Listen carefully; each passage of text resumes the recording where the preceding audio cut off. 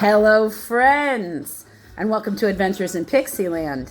My name is Amy, and I am an ordained minister. We are in Bible study. We are in the NIV, and we will be through 2025. In this video, we are in Exodus, chapter 14, and we are doing all of chapter 14, which is verses 1 through 31. So let's jump in. Then the Lord said to Moses, "Tell the Israelites to turn back and encamp near Pi Hahiroth." So Hahiroth. So Roth is that part, last part there. So Hahiroth. Between Migdol and the sea. Migdol is Migdol. Migdol. They are to encamp by the sea, directly opposite of Baal Zephon. Now, Baal, B-A-A-L. In this culture, lots of different things. In fact, you'll note that's often the name for some particular demon as we get further along that the God is not too happy with. Baal and Ashtra. But Baal is also a term. It's a title. It means Lord.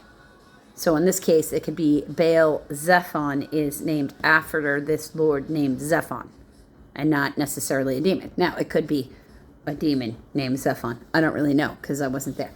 Pharaoh will think the Israelites are wandering about the land in confusion, hemmed in by the desert, and I will harden Pharaoh's heart, and he will pursue them.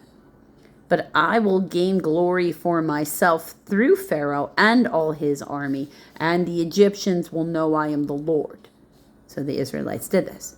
Because remember, if you want to know what you got to do, if you're a person who's really good, and this is, in my opinion, based upon this, so take it with a margarita rim full of salt.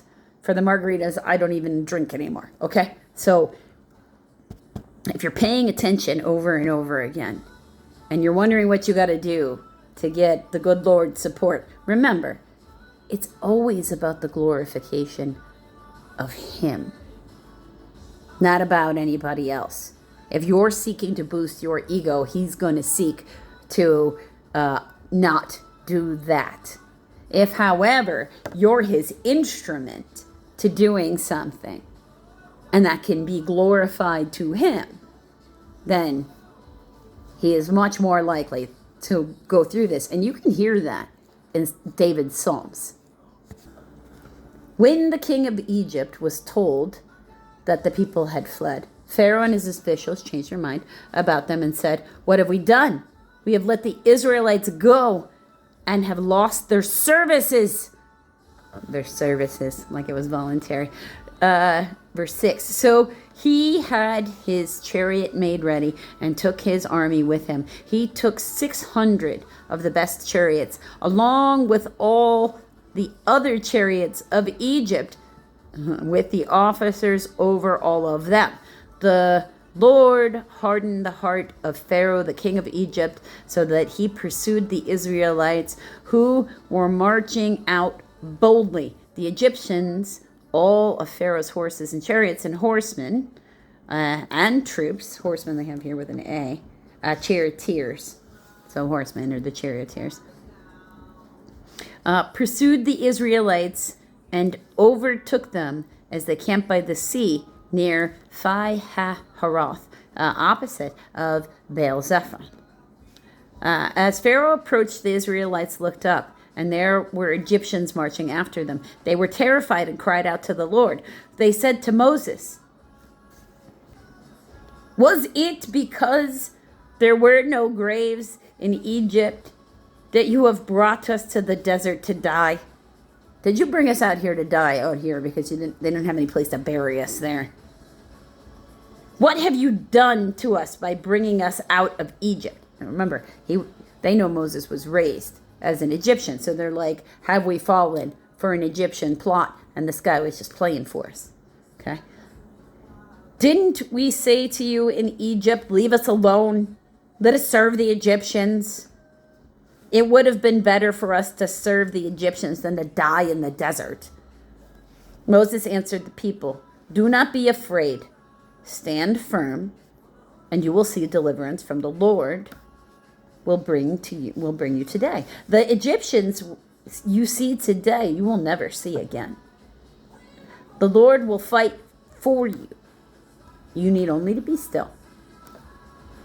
Then the Lord said to Moses, why are you crying out to me? Tell the Israelites to move on.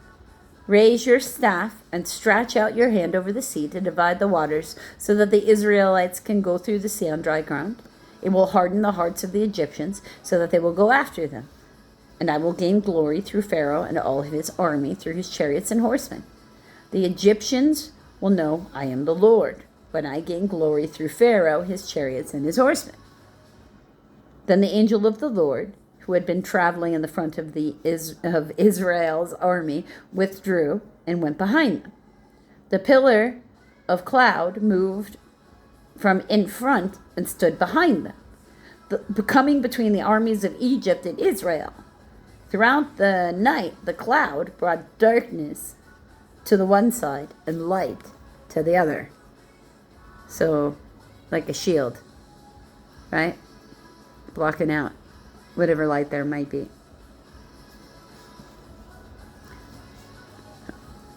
And light to the other side, so neither went near the other all night long. Yeah, I'd have to imagine they would have been completely freaked out. A cloud just suddenly flipped in the sky behind this whole group of people that you're trying to pursue and suddenly just completely in front of you. So maybe it's a fog even. Then Moses stretched out his hand over the sea, and all that night the Lord drove the sea back with a strong east wind and turned it into dry land. The waters were divided, and the Israelites went through the sea on dry ground with a wall of water on their right and their left.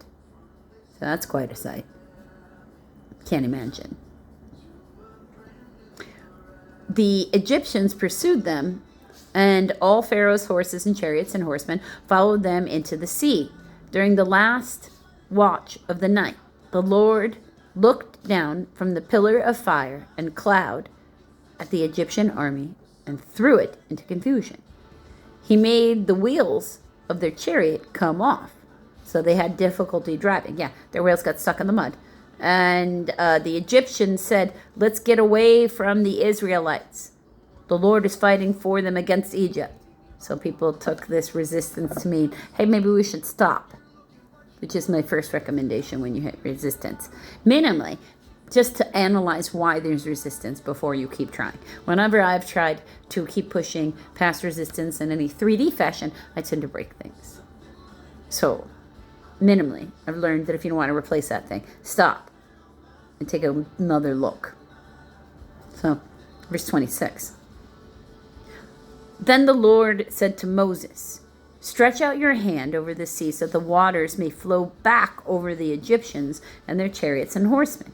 Moses stretched out his hand over the sea, and at daybreak the sea went back into place. The Egyptians were fleeing toward it. Sea, or from. Yeah, or he jammed the wheels of the chariots. That was one of the footnotes that had to do with the chariot wheels. Like they got stuck in the mud, that's what I meant. Jammed the wheels of the chariots. So they were fleeing from it, from the water, right? Because it started crashing, so of course they'd run away. And the Lord swept them into the sea. The water flowed back and covered the chariots and the horsemen and the entire army of Pharaoh that had followed the Israelites into the sea. Not one of them survived. So they got swept away down there somewhere.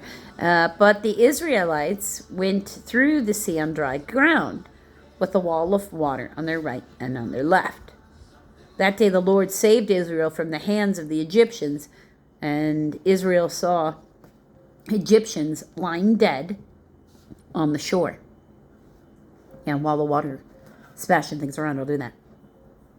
And when the Israelites saw the great power the Lord displayed against Egypt,